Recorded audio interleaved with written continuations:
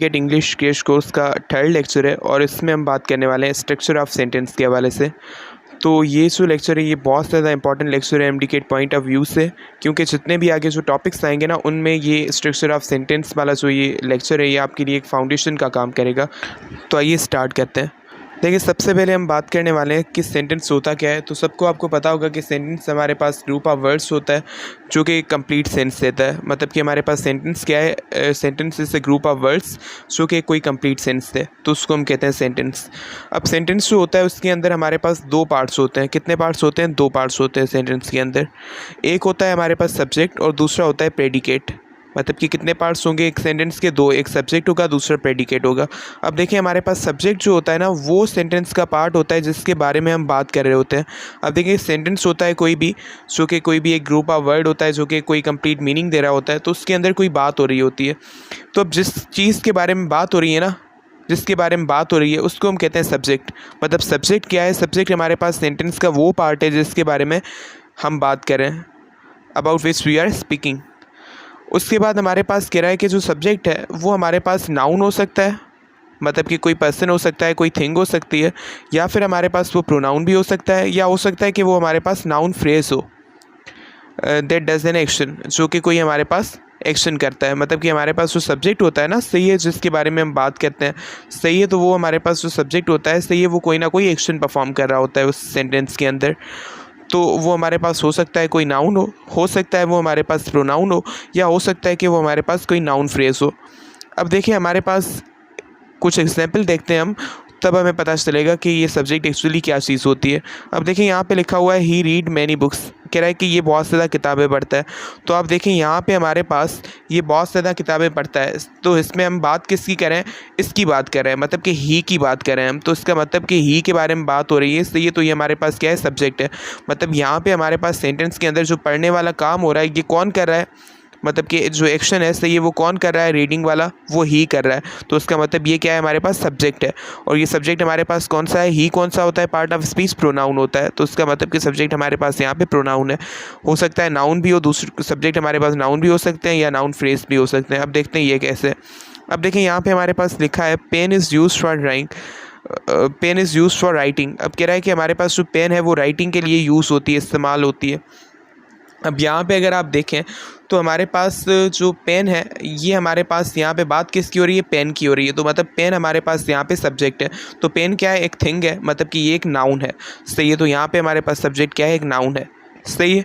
क्या कह रहा है? None of us believes a word of it, मतलब कि हम में से कोई भी इसके अल्फाज पे भरोसा नहीं करता। तो ये जो हमारे पास सेंटेंस है इसके अंदर अगर आप देखें सब्जेक्ट क्या होगा कि हम में से कोई भी इसकी बात पे भरोसा नहीं करता। मतलब भरोसा कौन नहीं कर रहा है? सही है। मतलब कि हमारे पास यहाँ पे जो एक्शन कर रहा है वो कौन है?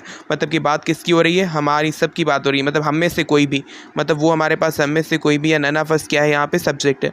अब देखिए, ये जो हमारे पास सब्जेक्ट है ना ये हमारे पास एक नाउन फ्रेज है। अब नाउन फ्रेज का मतलब क्या होता है? नाउन फ्रेज का मतलब होता है ग्रुप ऑफ वर्ड्स, सही है। क्या? ग्रुप ऑफ वर्ड्स जिसके अंदर हमारे पास एक नाउन हो और उस नाउन को मॉडिफाई करने के लिए उसके साथ दूसरे वर्ड्स हो, तो उसको हम कहते हैं नाउन फ्रेज। जैसे यहाँ पे हमारे पास जो मेन नाउन है वो है नन। अब ये जो हमारे पास दूसरे वर्ड्स है ना इसके साथ ऑफ अस, ये हमारे पास क्या कर रहे हैं? इस नन को मॉडिफाई कर रहे हैं। जैसे हमारे पास नन ऑफ अस का मतलब क्या है? हम में से कोई भी।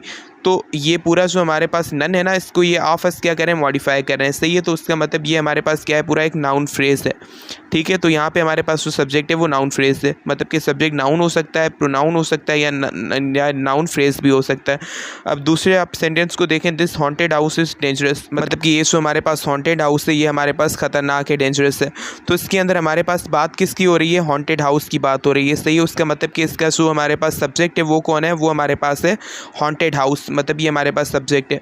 बट ये सब्जेक्ट हमारे पास नाउन फ्रेज है, क्योंकि हमारे पास इसके अंदर कोई एक नाउन नहीं है, इसके अंदर एक नाउन है, सही है, जो कि हाउस है, और उसके साथ दूसरे वर्ड्स हैं जो कि उसको मॉडिफाई कर रहे हैं। मतलब ये पूरा हमारे पास जो सब्जेक्ट है ना सही एक नाउन फ्रेज है। तो इस तरीके से हमारे पास सब्जेक्ट एक नाउन भी हो सकता है, प्रोनाउन हो सकता है, या नाउन फ्रेज हो सकता है। और सब्जेक्ट हमारे पास क्या होता है? सब्जेक्ट हमारे पास वो पार्ट होता है सेंटेंस का जिसके बारे में हम बात करें, या अगर हमारे पास सेंटेंस के अंदर कोई एक्शन बताया गया है तो हमारे पास जो एक्शन कर रहा होता है ना वो हमारे पास सब्जेक्ट होता है, सही है। अब उसके बाद हमारे पास जो सेंटेंस का दूसरा पार्ट होता है उसको हम कहते हैं प्रेडिकेट। मतलब एक तो हमारे पास वो पार्ट होता है सेंटेंस का जिसके बारे में हम बात कर रहे होते हैं जिसको हम कहते हैं सब्जेक्ट, और उसके अलावा दूसरा पार्ट होता है सेंटेंस का जिसको हम कहते हैं प्रेडिकेट। अब ये जो प्रेडिकेट वाला पार्ट होता है ना, ये सब्जेक्ट के बारे में कुछ बताता है हमें, सही है। मतलब कि एक हमारे पास सब्जेक्ट है जिसके बारे में हम बात करें, अब वो जिसके बारे में हम बात करें उसके बारे में दूसरा पार्ट सेंटेंस का बता रहा होता है और उसी पार्ट को हम कहते हैं प्रेडिकेट। अब देखिए हमारे पास ये जो प्रेडिकेट होता है ना, सही है, ये हमारे पास वो पार्ट होता है सेंटेंस का which tells something about the subject, जो कि सब्जेक्ट के बारे में कुछ बताता है, सही है। It always contain main action verb. मतलब कि हमारे पास इसके अंदर हमेशा एक वर्ब तो होता ही होता है। हो सकता है वो हमारे पास कोई हेल्पिंग वर्ब हो सकता है वो हमारे पास मेन वर्ब हो। मतलब कि हमारे पास दो टाइप के वर्ब होते हैं ना, एक हमारे पास मेन वर्ब होते हैं, सही है, एक्शन वर्ब होते हैं, सही है। दूसरे हमारे पास हेल्पिंग वर्ब होते हैं जैसे is, am, are, shall, will, तो ये हमारे पास हेल्पिंग वर्ब होते हैं, सही। और हमारे पास जो मेन वर्ब होते हैं, सही है, जैसे हमारे पास ईट, वॉक, ये हमारे पास क्या होते हैं, मेन वर्ब होते हैं, सही है। तो हो सकता है इसके अंदर हमारे पास हेल्पिंग वर्ब हो सकता है मेन वर्ब हो सकता है दोनों ही हमारे पास हो, हेल्पिंग वर्ब भी हो, सही है, और हमारे पास मेन वर्ब भी हो, सही है। मतलब हमेशा इस प्रेडिकेट वाले पार्ट के अंदर हमारे पास एक वर्ब तो होगा ही होगा, सही है। बट उस वर्ब के अलावा हमारे पास दूसरी चीज़ें भी हो सकती हैं इस प्रेडिकेट वाले पार्ट के अंदर। मतलब एक जो हमारे पास सब्जेक्ट है और दूसरा हमारे पास जो पार्ट है ना सेंटेंस का जिसको हम कह रहे हैं प्रेडिकेट, मतलब सेंटेंस के सब्जेक्ट को छोड़ के दूसरा जो पार्ट है उसके अंदर वर्ब तो होगा ही होगा। बस उस वर्ब के अलावा हमारे पास इसके अंदर ऑब्जेक्ट्स भी हो सकते हैं, डायरेक्ट हो सकता है ऑब्जेक्ट या इनडायरेक्ट ऑब्जेक्ट हो सकता है, सब्जेक्ट कॉम्प्लीमेंट भी हो सकता है, एडवर्ब्स भी हो सकते हैं, प्रीपोजिशंस भी हो सकते हैं। अगर आपको पता नहीं है एडवर्ब्स प्रीपोजिशन क्या होते हैं तो पार्ट्स ऑफ स्पीच वाला जो लेक्चर है एमडीकेट का उसके अंदर मैंने ये पूरा बताया है एमडीकेट पॉइंट ऑफ व्यू से, तो आप वो देख सकते हैं। बाकी हमारे पास जो सब्जेक्ट कॉम्प्लीमेंट होता है, सही है, ये क्या होता है ये आगे चल के मैं आपको बताता हूँ, सही है। अब ये आई होप आपको समझ में आ गया होगा, सही है, कि हमारे पास जो प्रेडिकेट जो दूसरा पार्ट होता है सेंटेंस का एक्सेप्ट सब्जेक्ट के अलावा, सही है, उसके अंदर एक वर्ब तो हमेशा होगा ही होगा, बट वर्ब के अलावा दूसरे पार्ट्स भी हो सकते हैं उसके अंदर, जैसे ऑब्जेक्ट हो सकता है या हो सकता है हमारे पास कोई एडवर्ब्स हो, प्रीपोजिशंस हो, या हमारे पास सब्जेक्ट कॉम्प्लीमेंट भी हो सकता है, सही है। डिफरेंट हमारे पास दूसरे कंपोनेंट भी हो सकते हैं। अब देखिए हमारे पास जैसे यहाँ पे हम देखते हैं हमारे पास ये सेंटेंस लिखा हुआ है ही रीड मैनी बुक्स, मतलब कि वो बहुत ज़्यादा किताबें पढ़ता है। तो यहाँ पे आप देख सकते हैं ही जो है सब्जेक्ट है, उस सब्जेक्ट के अलावा बाकी जो दूसरा पार्ट है सारा, इसको हम क्या कहेंगे, इसको हम कहेंगे प्रेडिकेट, जिसके अंदर हमारे पास एक वर्ब तो है ही है जो कि हमारे पास रीड है, सही है। तो रीड हमारे पास वर्ब है, मतलब एक तो वर्ब इसके अंदर होता ही होता है, सही है। उसके बाद हमारे पास यहाँ पे जो लिखा हुआ है मैनी बुक्स, तो ये हमारे पास क्या है, एक ऑब्जेक्ट है। और इसके अलावा हमारे पास यहाँ पे लिखा हुआ है pen is use for writing, तो हमारे पास यहाँ पे जो इज़ है ना, इज़ हमारे पास यहाँ पे क्या है, इज़ हमारे पास एक हेल्पिंग वर्ब है, और यहाँ पे जो यूज लिखा हुआ है, सही है, ये हमारे पास क्या है, ये हमारे पास मेन वर्ब है, सही है। तो हमारे पास यहाँ पे पेन के बाद क्या है, वर्ब है, सही है, और उसके बाद हमारे पास लिखा हुआ है फॉर राइटिंग, सही है। मतलब ये हमारे पास यहाँ पे एक ऑब्जेक्ट है ना, first believes the word of it. इसके अंदर अगर आप देखें तो हमारे पास यहाँ पे क्या है, ये जो हमारे पास है नन ऑफ अस, ये हमारे पास सब्जेक्ट है, उसके बाद ये believes the word of it, ये पूरा हमारे पास प्रेडिकेट है। उसके अंदर ये बिलीव्स क्या है, हमारे पास एक वर्ब है। उसके बाद the haunted house is dangerous, मतलब कि जो हॉन्टेड हाउस है ये डेंजरस है। इसके अंदर अगर आप देखें तो ये हॉन्टेड हाउस एक हमारे पास सब्जेक्ट है, और इस डेंजरस हमारे पास क्या है, ये हमारे पास प्रेडिकेट है। अब इस प्रेडिकेट के अंदर अगर आप देखें तो इस हमारे पास क्या है, इस हमारे पास वर्ब है। तो हर प्रेडिकेट के अंदर एक वर्ब होता ही होता है, और यहाँ पे जो डेंजरस है ये सब्जेक्ट कॉम्प्लीमेंट है, जो कि मैं आपको बताना चाह रहा था। मतलब यहाँ पे हमारे पास कोई ऑब्जेक्ट नहीं है, यहाँ पे हमारे पास एक सब्जेक्ट कॉम्प्लीमेंट है। सब्जेक्ट कॉम्प्लीमेंट क्या होता है, सब्जेक्ट कॉम्प्लीमेंट हमारे पास वो हमारे पास वर्ड्स होते हैं, सही है, जो कि हमारे पास जो वर्ब होता है ना, वर्ब के बाद आते हैं, सही है। और ये हमारे पास जो सब्जेक्ट है उसको कॉम्प्लीमेंट करते हैं या उसको डिस्क्राइब करते हैं। जैसे यहाँ पे हॉन्टेड हाउस है, ये उस डेंजरस है उसको डिस्क्राइब कर रहा है, सही है, और ये वर्ब के बाद में आ रहा है, तो इसको हम कहते हैं सब्जेक्ट कॉम्प्लीमेंट, सही है। जैसे हमने पढ़ा था कि प्रेडिकेट के अंदर हमारे पास सब्जेक्ट कॉम्प्लीमेंट भी हो सकता है, तो ये हमारे पास एक सब्जेक्ट कॉम्प्लीमेंट है, बट एक वर्ब तो होता ही होता है। जैसे हमारे पास यहाँ पे I am going to school, यहाँ पे हमारे पास सब्जेक्ट है, सब्जेक्ट के बाद एम जो है ये हेल्पिंग वर्ब है, गोइंग हमारे पास मेन वर्ब है, तो ये हमारे पास प्रेडिकेट के अंदर ये हमारे पास वर्ब आ गए, सही। और उसके बाद टू प्रीपोजिशन है, स्कूल हमारे पास एक ऑब्जेक्ट है। तो इस तरीके से डिफरेंट पार्ट्स होते हैं प्रेडिकेट के। अब हमें समझना है कि ऑब्जेक्ट क्या होता है, और ऑब्जेक्ट के जो हमारे पास टाइप्स, इनडायरेक्ट ऑब्जेक्ट क्या होता है, इनडायरेक्ट ऑब्जेक्ट क्या होता है, ये बहुत ज़्यादा इंपॉर्टेंट और हाई यील्ड है एमडीकेट पॉइंट ऑफ व्यू से, तो ये हमें समझना है। जब तो प्रेडिकेट की हम बात कर रहे थे, तो मैंने कुछ वर्ड्स आपको बताए थे ऊपर सेंटेंसेस के अंदर, मैंने कहा ये ऑब्जेक्ट्स हैं। तो वो ऑब्जेक्ट्स होते क्या हैं उसको हम समझने वाले हैं। अब देखिए हमने ये चीज़ पढ़ी कि जो सब्जेक्ट होता है सेंटेंस के अंदर वो हमारे पास वो पार्ट होता है जिसके बारे में हम बात कर रहे होते हैं या जो एक्शन परफॉर्म करता है, और उसके बाद हमारे पास क्या होता है, प्रेडिकेट वाला पार्ट होता है जिसके अंदर वर्ब तो होता ही होता है और वर्ब के साथ ऑब्जेक्ट भी हो सकता है। तो अब हम बात करें ऑब्जेक्ट क्या होता है, सही है। तो हमारे पास जो ऑब्जेक्ट होता है ना, ये हमारे पास वो कोई चीज़ होती है, सही है, जिसके साथ सब्जेक्ट कुछ कर रहा होता है, मतलब जिसके ऊपर हमारे पास कोई काम जो सब्जेक्ट कर रहा है ना उसका इफेक्ट होता है, सही है। जैसे हमारे पास यहाँ पे आप देख सकते हैं, सही है, सारा बेक्ड रेड वेलवेट केक। यहाँ पे एक सेंटेंस लिखा हुआ है, सारा बेक्ड रेड वेलवेट केक, मतलब एक रेड वेलवेट केक है, सही है, जो कि सारा बना रही है, मतलब सारा क्या बना रही है, रेड वेलवेट केक। तो यहाँ पे जो हमारे पास सारा ये सब्जेक्ट है, सही है। तो ये हमारे पास सब्जेक्ट जो एक्शन परफॉर्म कर रहा है, सही है, वो कौन सा है, वो हमारे पास बेकिंग का है, मतलब पकाना, सही है। तो वो जो सब्जेक्ट का एक्शन है उसका इफेक्ट किसके ऊपर हो रहा है, उसका इफेक्ट इसके ऊपर हो रहा है, इस केक के ऊपर। तो उसका मतलब ये जो रेड वेलवेट केक है ये हमारे पास क्या है, ऑब्जेक्ट है। मतलब ऑब्जेक्ट हमारे पास क्या है, it is who are what the subject doing something to, मतलब कि सब्जेक्ट हमारे पास किसी सेंटेंस के अंदर कोई एक्शन कर रहा होता है ना, सही है, तो वो जिसके साथ कर रहा होता है, सही है, मतलब कि जिस पे उसका इफेक्ट हो रहा होता है वो हमारे पास होता है ऑब्जेक्ट। मतलब कि ऑब्जेक्ट हमारे पास क्या हो सकता है, कोई पर्सन हो सकता है, कोई थिंग हो सकती है, मतलब कि कोई हमारे पास नाउन हो सकता है ऑब्जेक्ट, या फिर हमारे पास ये प्रोनाउन हो सकता है, सही है, या फिर हमारे पास ये नाउन फ्रेज हो सकता है। अब नाउन फ्रेज का क्या मतलब होता है, नाउन फ्रेज जो मैंने आपको पहले ही समझा दिया था, जिसके अंदर हमारे पास ग्रुप ऑफ वर्ड्स जिसके अंदर एक मेन नाउन हो हमारे पास और उसके साथ दूसरे वर्ड्स हो जो कि उस नाउन को मॉडिफाई करें। जैसे यहाँ पे हमारे पास रेड वेलवेट केक लिखा हुआ है, इसके अंदर हमारे पास जो केक है ये हमारे पास एक नाउन है, सही है, और ये जो हमारे पास रेड वेलवेट है ये हमारे पास जो वर्ड्स हैं ये इस केक को मॉडिफाई करें, मतलब केक कौन सा है, रेड वेलवेट है। तो ये हमारे पास पूरा एक नाउन फ्रेज हो गया है, सही है, जो कि ऑब्जेक्ट के तौर पे एक्ट कर रहा है। तो मतलब ऑब्जेक्ट नाउन हो सकता है, प्रोनाउन हो सकता है या नाउन फ्रेज हो सकता है, सही है। और ऑब्जेक्ट क्या है, वो वर्ड है, सही है, जिसमें हमारे पास सब्जेक्ट जो एक्शन परफॉर्म कर रहा है उसका इफेक्ट हो रहा है जिस पे। जैसे आप देखें I am going to school, ये सेंटेंस है। अब यहाँ पे I am going to school, अब आई हमारे पास एक सब्जेक्ट है, एम हमारे पास एक हेल्पिंग वर्ब है, गोइंग हमारे पास मेन वर्ब है और टू एक प्रीपोजिशन है, स्कूल हमारे पास ऑब्जेक्ट है।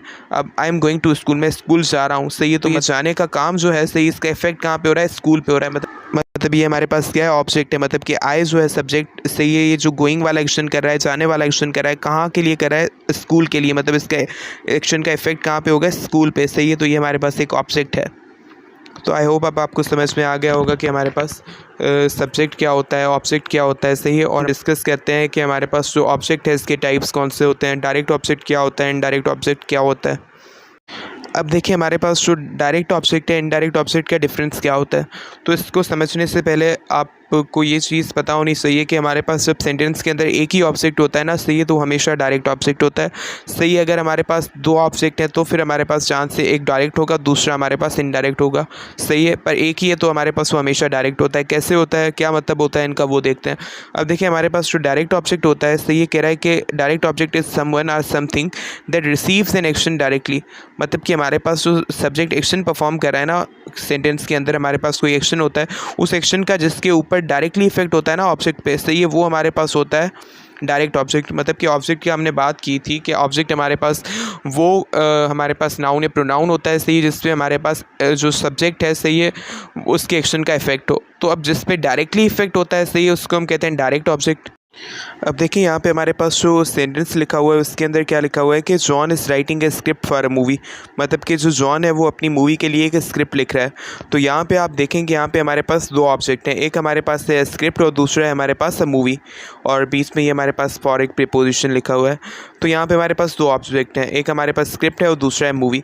तो अगर हम देखें कि हमारे पास यहाँ पे डायरेक्ट ऑब्जेक्ट कौन सा होगा, इनडायरेक्ट ऑब्जेक्ट कौन सा होगा, तो देखिए यहाँ पे हमारे पास जो एक्शन है जिसका डायरेक्टली जिस पे इफेक्ट होगा ऑब्जेक्ट पे, वो हमारे पास होगा डायरेक्ट ऑब्जेक्ट, और जिस पे हमारे पास डायरेक्टली इफेक्ट नहीं हो रहा होगा, सही एक्शन का, वो हमारे पास इनडायरेक्ट ऑब्जेक्ट होगा। तो देखिए यहाँ पे हमारे पास जो जॉन इज़ राइटिंग, मतलब यहाँ पे जो एक्शन है वो कौन सा है, राइटिंग वाला है, सही है, मतलब जॉन लिख रहा है। तो जॉन क्या लिख रहा है, जॉन हमारे पास स्क्रिप्ट लिख रहा है। तो उसका मतलब कि हमारे पास जो राइटिंग वाला एक्शन है इसका डायरेक्टली इफेक्ट किसके ऊपर हो रहा है, इस स्क्रिप्ट के ऊपर हो रहा है, मतलब कि जॉन स्क्रिप्ट लिख रहा है तो स्क्रिप्ट के ऊपर इस राइटिंग का डायरेक्टली इफेक्ट हो रहा है। तो उसका मतलब कि यहाँ पे जो हमारे पास स्क्रिप्ट है ये हमारे पास क्या है, एक डायरेक्ट ऑब्जेक्ट है। अब देखिए हम देख लेते हैं कि इनडायरेक्ट ऑब्जेक्ट क्या होते हैं। अब देखिए इनडायरेक्ट ऑब्जेक्ट जो होते हैं ना हमारे पास, ये हमारे पास वो नाउन या प्रोनाउन होते हैं सही है, जो कि हमारे पास डायरेक्ट ऑब्जेक्ट को रिसीव करते हैं। मतलब ये डायरेक्ट ऑब्जेक्ट को रिसीव करते हैं, जो हमारे पास एक्शन होता है ना सही है, सेंटेंस के अंदर जो एक्शन होता है सही है, उसका इनके ऊपर डायरेक्ट कोई इफेक्ट नहीं होता। इसी वजह से हम इनको इनडायरेक्ट ऑब्जेक्ट कहते हैं, क्योंकि जिस तरीके से डायरेक्ट ऑब्जेक्ट जो होते हैं सही है, उस पर हमारे पास जो सेंटेंस होता है ना उसके अंदर हमारे पास जो वर्ब होता है, एक्शन होता है, उसका डायरेक्ट इफेक्ट होता है। इनके ऊपर डायरेक्ट इफेक्ट नहीं होता सही है, इनके ऊपर इनडायरेक्ट इफेक्ट होता है सही है। वो किसके थ्रू होता है, वो हमारे पास डायरेक्ट ऑब्जेक्ट के थ्रू होता है, इसीलिए ये डायरेक्ट ऑब्जेक्ट को रिसीव कर रहे होते हैं। अब कैसे, वो हम एग्जांपल के थ्रू देखते हैं। देखिए यहाँ पे हमें कह रहा है ना, John is writing a script for a movie, मतलब जॉन जो है अपनी मूवी के लिए एक स्क्रिप्ट लिख रहा है। तो यहाँ पे जो हमारे पास लिख क्या रहा है, जॉन स्क्रिप्ट लिख रहा है, मतलब कि जो लिखने का काम है उसका डायरेक्टली इफेक्ट किसके ऊपर हो रहा है, स्क्रिप्ट के ऊपर। मतलब जो एक्शन है वो डायरेक्टली इफेक्ट स्क्रिप्ट पे कर रहा है, इसलिए ये डायरेक्ट ऑब्जेक्ट है। यहाँ पे जो जॉन है सही है, वो लिख रहा है सही है, उसका डायरेक्टली इफेक्ट स्क्रिप्ट पे हो रहा है, मतलब स्क्रिप्ट लिख रहा है।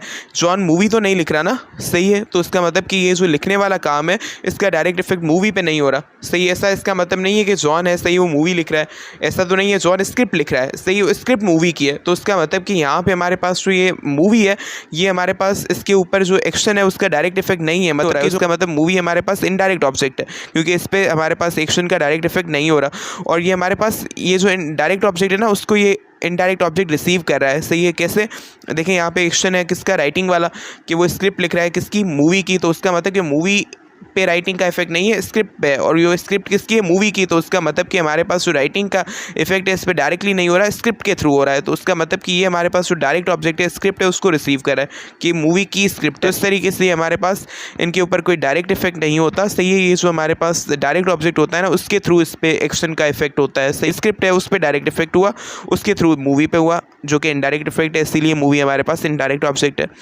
तो पता कैसे चलेगा कि हमारे पास डायरेक्ट ऑब्जेक्ट कौन सा है, इनडायरेक्ट ऑब्जेक्ट कौन सा है?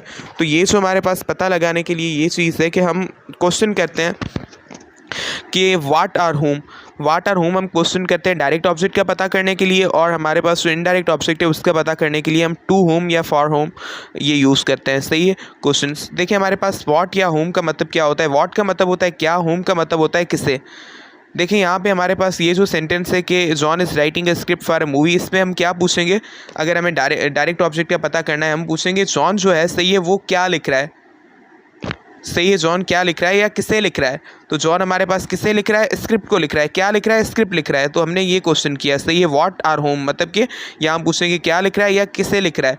तो ये हमारे पास क्या लिख रहा है, किसे लिख रहा है, स्क्रिप्ट को लिख रहा है। तो इसीलिए हमारे पास डायरेक्ट ऑब्जेक्ट जो है सही है, उसको पहचानने के लिए हम वाट या होम पूछते हैं। मतलब या हम पूछते हैं क्या लिख रहा है, या फिर हम पूछेंगे किसे, मतलब कि यहाँ पे राइटिंग है तो लिखना, तो ये किसे लिख रहा है या क्या लिख रहा है। इस तरीके से हम जो एक्शन है ना उसके लिहाज से पूछेंगे क्या या किसे।